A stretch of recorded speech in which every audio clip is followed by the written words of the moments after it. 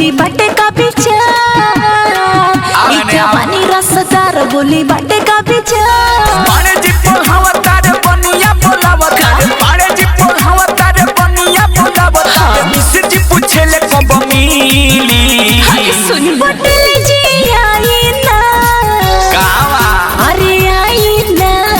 बोल बटल जी आई ना चराई होई चोलिया से दिल बटल जी आई ना जगाई होई चोलिया से दिल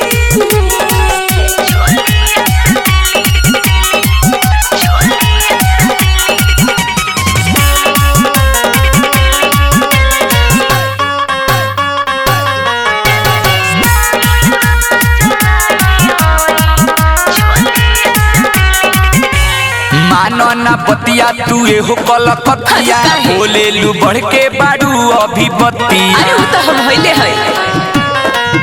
अरे गर्मी बढ़त ना जरो के जार दी दारू सरब से मजा में संहार दी झूठे पहले बानी तंग जदी आई बटमान महत मोहाइल बाड़े गिरी गरमाइल बाड़े महत मोहाइल बाड़े गिरी गरमाइल बाड़े देख ले बुयन के बर में दिली ओसे का मिस्र जी आई ना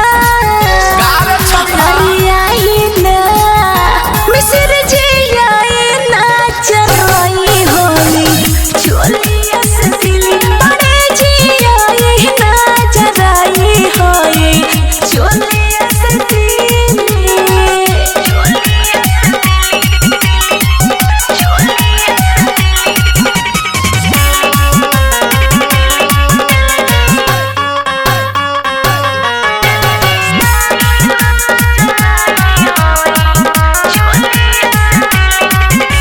रीमा हो जिम्मा तोहर हम ही उठाए चोली से तिली जरूर हम जरा अरे हट होले मिक्स बाय सुगम राजा आजा जनदेश्वर जी मौका न मिली नीरज अशोक ऐसा के नहीं आई काट ले ही जानी जले हम ही हमारी गार दे हम रस तोहर चली नहीं बस होई गार दे हम रस तोहर चली नहीं बस आज ठोकर सत्ते दबाहीली जादू जी आई ना लाठी ले ले बानी अरे आई ना जादू जी आई ना चराई होई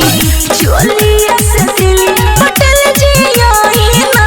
जगाई होई चोलिया से अरे दिल तयाव ना रगड़ली।